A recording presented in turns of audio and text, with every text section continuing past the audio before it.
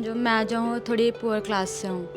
मेरी मम्मी जो है, हम 4 बहन हैं। मेरे पापा की डेथ के बाद हम लोगों ने बहुत बुरे दिन देखे हैं। उस टाइम पे मेरी मम्मी ने नहीं सोचा था कि हम में से कोई भी पढ़ाई के लायक है, ना पढ़ाई कर पाएंगे। वो अकेले रहती हैं और अभी कुछ नहीं है घर पे, मतलब ऐसा माहौल नहीं है कि मैं वहाँ रह के पढ़ सकती हूँ, जिस वजह से मैं यहाँ पर रह रही हूँ। और फेस्टिवल अलग नहीं होते, ये तो इंसान की सोच है, उन्होंने अलग अलग कर रखी है, वरना सारे धर्म एक ही है। सबसे बड़ा धर्म इंसानियत ही है। Hello everyone, welcome to our channel. जैसा कि आप लोग जानते हैं कि इस चैनल पर हम बहुत मोटिवेशनल वीडियोस लेकर आते हैं।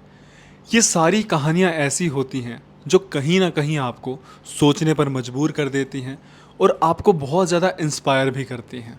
हेलो, हेलो भैया। क्या नाम है आपका? भैया मेरा नाम वर्षा है।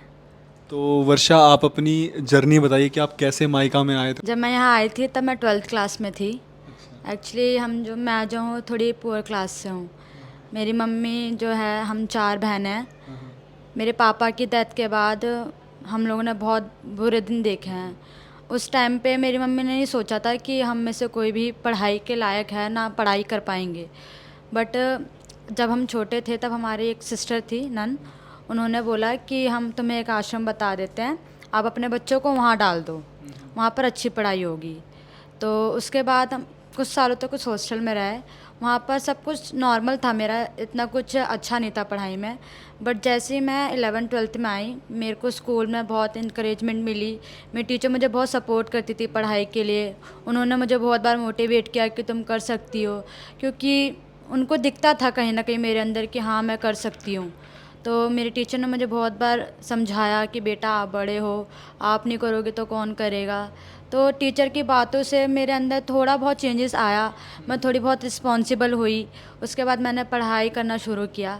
11th में वो फर्स्ट आई। उसके बाद धीरे धीरे मैम ने मुझे समझाया कि देखो बेटा तुम कर सकती हो। तो उसके बाद फिर ऐसे मैं मैम की बातों को मानकर आगे तक ऐसे चलता रहा। फिर मैं 12th में भी सेकंड आई। फिर उसके बाद प्रॉब्लम ये हुआ कि उस होम में ना खाली 18 साल तक के बच्चों को रखते हैं।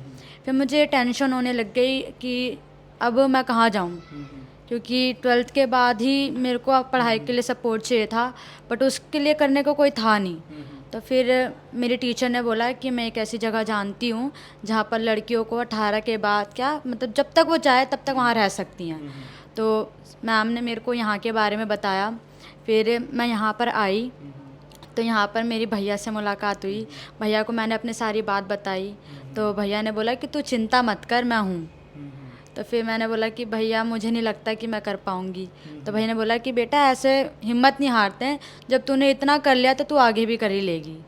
फिर उसके बाद भैया ने मेरी काउंसलिंग की। भैया ने मुझे समझाया कि तू किस चीज़ में अच्छी है। उसके बाद मुझे भैया ने टीचर ट्रेनिंग करवाया। मैंने डीपीएससी की ट्रेनिंग की। मेरा 2 इयर्स का डिप्लोमा था, मेरा डिप्लोमा कंप्लीट हो गया। उसके बाद अभी मैंने सीटेट का एग्ज़ाम दिया है, मैं रिज़ल्ट का वेट कर रही हूँ। कैसा हुआ एग्ज़ाम? एग्ज़ाम तो अभी ठीक हुआ है, रिज़ल्ट का वेट कर रही हूँ। तो आपके फादर की डेथ हो गई थी जब आप छोटे थे, तो उसके बाद से आप हॉस्टल में रह रहे थे, ठीक है? और हॉस्टल में भी वो भी मतलब हॉस्टल क्या था, मतलब वो भी कोई ऐसे ही अनाथ आश्रम था या कोई स्कूल था? वो भी एक अनाथ आश्रम ही था और वहाँ पर सिस्टर्स रहती थी, तो वो बच्चों की पढ़ाई में सपोर्ट करती थी। बट 18 इयर्स तक के बच्चों के लिए हाँ। अच्छा, और आपकी जो और 3 बहनें थी वो? वो भी स्टार्टिंग से मेरे साथ ही रही हैं, तो वो भी अभी मेरे साथ यहीं पर इस होम में रह रही हैं। अच्छा, इसी में हाँ। अच्छा। और आपकी मदर? मेरी मम्मी नोएडा में रहती हैं, वो स्कूल में काम करती हैं। बट अभी उनकी हेल्थ बहुत ज़्यादा ख़राब हो रही है, मेमोरी इश्यूज़ है, जिस वजह से वो स्कूल में ढंग से काम नहीं कर पा रही है। तो मैम लोगों ने बोला है कि आप रेस्ट लो, उसके बाद जैसे आपको लगता है कि आपकी तबीयत ठीक होती है तो फिर आप दोबारा ज्वाइन कर लेना। और आपका कोई भाई? मेरा कोई भाई नहीं है। तो आपकी मदर अभी अकेले रह रही हैं? वो अकेले रहती हैं और अभी कुछ नहीं है घर पे, मतलब ऐसा माहौल नहीं है कि मैं वहाँ रह के पढ़ सकती हूँ, जिस वजह से मैं यहाँ पर रह रही हूँ। तो आप यहाँ पे आए जब आपने 12th कर ली थी, तो आपको कितने साल हो गए यहाँ पे? मुझे मैक्सिमम 2 साल हो गए हैं। 2 साल हाँ हो गए। जी, तीसरा साल चल रहा है। तो आप यहाँ पे आप बता सकते हो कि आपने क्या चीज़ें ऑब्ज़र्व करी, या आपने यहाँ की कोई एक ऐसी मेमोरी जो आपके साथ पूरी ज़िंदगी रहेगी?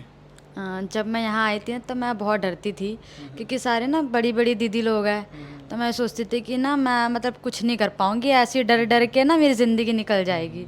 मैं बहुत डरती थी। बट भैया थे ना, वो बहुत फ्रेंडली है। वो ईज़िली ना बच्चों के अंदर का जो डर है ना वो बाहर निकाल देते हैं। फिर धीरे धीरे धीरे धीरे मेरी भैया से बात होती रही, भैया ने समझाया डरने की कोई ज़रूरत नहीं है, सारी बड़ी बहनें हैं। उसके बाद भैया ने मुझे ना रिस्पॉन्सिबिलिटीज़ दी, ताकि मेरे अंदर जो चीज़ें हैं, जिन चीज़ों से मैं डर रही हूँ, वो ख़त्म हो जाए। भैया ने मुझे सभी बच्चों से यहाँ पर मीटअप करवाया, सबके बारे में बताया, फिर मेरे बारे में सबको बताया। उसके बाद जो डर था ना मेरे अंदर वो ख़त्म हो गया। और सबसे अच्छी चीज़ यहाँ पर है फ्रेंड्स। मुझे कभी भी ऐसा नहीं लगता कि मतलब मैं बाहर की हूँ या मैं अभी अभी आई हूँ। मुझे ऐसा लगता है मैं यहाँ बहुत पुराने टाइम से रह रही हूँ, इनके साथ ही यहाँ पर बड़ी हुई हूँ। और यहाँ पर जो खुशबू मैम है, मतलब खुशबू दीदी है, उनके साथ तो ऐसा लगता है जैसे मतलब वो मैम नहीं है, वो हमारी बड़ी बहन है। हाँ। अच्छा, और जो आपकी और 3 बहनें हैं वो क्या कर रही हैं? हाँ, मेरी जो बहन है, एक 12th क्लास में है, एक 11th क्लास में और एक 9th क्लास में। मतलब वो तीनों भी यहीं पे हैं। हाँ, वो रेगुलर स्कूल जाती हैं अभी। तो जो यहाँ पे मतलब एजुकेशन वगैरह मिल रही है उनको, तो और जो आप पहले जहाँ रह रहे थे तो कहाँ की बेटर एजुकेशन आपको लगती है? जहाँ मैं पहले रह रही थी, मैं वहाँ की बताती हूँ। वहाँ पर ये था कि ना चीज़ों को ना मतलब थोड़ा बहुत ना सफ़र करना पड़ता था चीज़ों के लिए। 10 बार बोलेंगे तो जाके फिर मिलेगा, नहीं तो थोड़ा बहुत सुनना पड़ता था, उसके बाद मिलता था। लेकिन यहाँ पर एक बार बोल दो, अगले दिन आपके हाथ में वो सामान मिल जाता है। और एजुकेशन की बात करूँ तो भैया ज़्यादा फोर्स नहीं करते, लेकिन जब सब कुछ मिल रहा है तो बच्चे उस चीज़ का प्रॉफिट उठाते हैं और पढ़ते भी हैं। बहुत सी दीदी लोग हैं यहाँ पर जो बहुत अच्छा काम कर रही है, बहुत अच्छी अच्छी पोस्ट पे हैं, तो उनको देख के ना छोटे बच्चे भी मोटिवेट होते हैं कि अगर दीदी लोग कर रही है ना तो हमें भी करना चाहिए।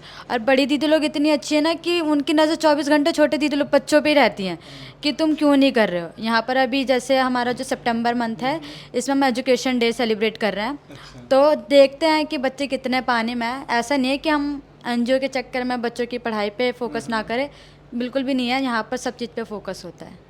अच्छा, मैंने ऐसा सुना है कि मायका में ना जो भी मतलब बच्चे बड़े रहते हैं, ठीक है, उनको रिस्पॉन्सिबिलिटीज़ प्रोवाइड की जाती हैं कि आपको ये वाला डिपार्टमेंट संभालना है, आपको ये वाला डिपार्टमेंट संभालना है। तो आपको कौन सा डिपार्टमेंट संभालने को मिला हुआ है?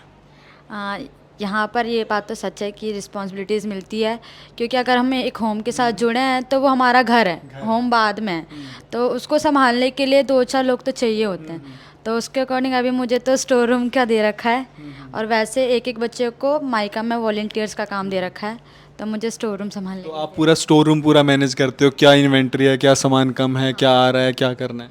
हाँ, मतलब हमारे यहाँ टाइमिंग है कि इतने बजे स्टोर रूम खुलना है, और जो भी बच्चा आ रहा है उनके लिस्ट के अकॉर्डिंग उन्हें सामान देना होता है। स्टेशनरी का हो या मतलब साबुन सरफ होता है, वो हमें बच्चों को देना होता है।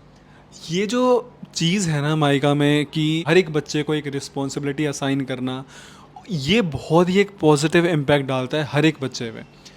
इससे क्या होता है कि हर एक बच्चा ना एक रिस्पॉन्सिबिलिटी लेना स्टार्ट कर देता है। उसको मतलब ये आता है कि यार मैं किसी टीम को मैनेज कर रहा हूँ, तो एक वो जो टीम लीडरशिप वाली क्वालिटी होती है ना, वो उस बच्चे में बिल्ड होनी स्टार्ट होती है। तो ये जो अविनाश जी ने ये चीज़ स्टार्ट की है ना, ये कहीं ना कहीं मतलब मुझे ऐसा लगता है क्योंकि वो एक एमएनसी को भी संभाल रहे हैं, तो ये कल्चर उन्होंने वहाँ से पिक किया है और उन्होंने कितना स्मार्टली और कितना पॉजिटिवली उसको ब्लेंड किया है माइका में, ये बहुत ही अपने आप में एक अप्रिशिएबल है। अच्छा, एक चीज़ आप मेरे को ये बताइए कि जैसे आप यहाँ पे हर एक कल्चर के बच्चे देखते हैं, हर एक कास्ट के, हर एक रिलीजन के, तो आपस में सारे घुल मिल के रहते हैं, ठीक है। तो ये चीज़ कैसे आपको कहीं ना कहीं आपके विचारों को कैसे मतलब पॉजिटिव इम्पैक्ट करती है? जैसे यहाँ पर ना मतलब अलग अलग कल्चर के बच्चे रहते हैं। बहुत से बच्चे होते हैं जो ना मतलब ये सोचते हैं, जो मतलब अभी नए नए हैं, वो ये सोचते हैं कि हम इनके साथ नहीं घुल पाएंगे, या हम बहुत अलग है, हम नहीं साथ रह पाएंगे। तो यहाँ पर जब भी कोई फेस्टिवल सेलिब्रेट होता है, फॉर एग्जांपल अभी हम लोगों ने यहाँ पर जन्माष्टमी सेलिब्रेट की थी। बहुत से बच्चों को पता भी नहीं था कि क्या होता है जन्माष्टमी। तो फिर भैया ने बताया क्या, भैया ने दिखाया कि क्या होता है जन्माष्टमी। और फेस्टिवल अलग नहीं होते, ये तो इंसान की सोच है, उन्होंने अलग अलग कर रखी है, वरना सारे धर्म एक ही है। सबसे बड़ा धर्म इंसानियत ही है। ये बहुत ही अच्छी बात कही आपने। तो मेरे को ना एक शेर भी था इस पे हिंदू मुस्लिम के ऊपर, जो मेरे को मैं पहले भूल गया था, मुझे भी याद आया कि हमारे देश में ना हर 3 सेकंड में एक बच्चा पैदा होता है। और हमारे हाथ में नहीं है कि हम कौन से धर्म, हम कौन सी जात में जाएंगे। तो उस पर शेर ये था कि हिंदू मुस्लिम सिख ईसाई हम सब है भाई भाई, बस 3 सेकंड का फ़र्क है, मैं हिंदू हो गया तू मुसलमान और वो ईसाई। तो ये चीज़ आपने बहुत अच्छी कही कि ये कहीं ना कहीं इंसानियत सबसे बड़ा धर्म है। और ये सारी चीज़ें ना कहीं ये शो करती है कि कैसे अविनाश जी ने इन सारे बच्चों में जितने भी ये संस्कार और जितनी भी ये मोटिवेशनल बातें हैं, कितनी पॉजिटिवली इन सारे बच्चों को सिखाई हैं। अच्छा, आगे के आपके क्या प्लान्स हैं?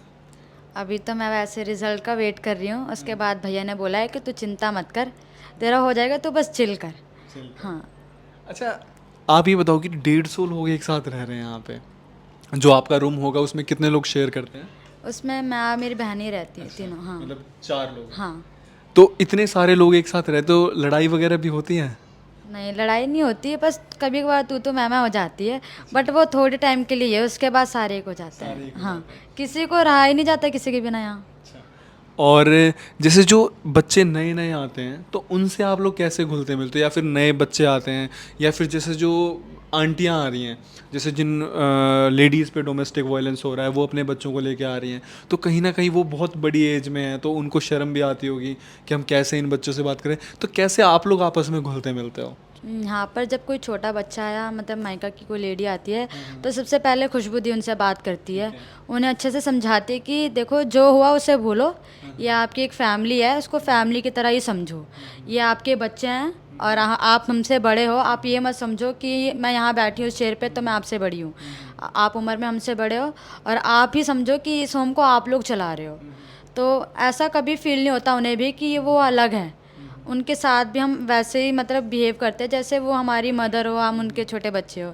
और अगर कोई छोटे बच्चा होता है तो उसके लिए यहाँ पर दीदी लोग हैं, उनको एक एक बच्चा मतलब दे रखा है कि इनकी केयर आपको करनी है। और वैसे हम लोग जब प्रेयर करते हैं तो प्रेयर के टाइम पे भी हम बच्चों को मतलब मिलवाते हैं कि ये बच्चा नया है और इसके साथ प्यार से मिलो। प्यार से क्या, अगर कोई नया बच्चा आता है ना तो खुद ही अंदर से एक्साइटमेंट रहती है कि अब ये मेरा दोस्त बन जाए या वो मेरी दोस्त बन जाए। तो ऐसा नहीं होता कि फील हो अलग से। और जब आप जॉब करने लगोगे तो फिर उसके बाद आप सबसे पहले क्या करोगे? जैसे आपकी बहुत अच्छी जॉब लग जाती है तो सबसे पहली चीज़ आप क्या करोगे? मैंने तो मतलब स्टार्टिंग से ही सोच रखा था कि अभी तक मैंने जितनी भी पढ़ाई की है सबके सपोर्ट से ही की है। ऐसा मतलब कुछ भी नहीं है जो मैंने खुद से किया हो, बस थोड़ी बहुत मेहनत मेरी लगी होगी, लेकिन अगर मेरे को पीछे से सपोर्ट ही नहीं मिलता तो मैं इस लायक भी नहीं होती। तो मैं यही सोचती हूँ कि जिन्होंने भी मेरे को मतलब सपोर्ट किया, जिन्होंने मुझ पर भरोसा किया है, उन सबको तो सबसे पहले थैंक यू बोलूँगी।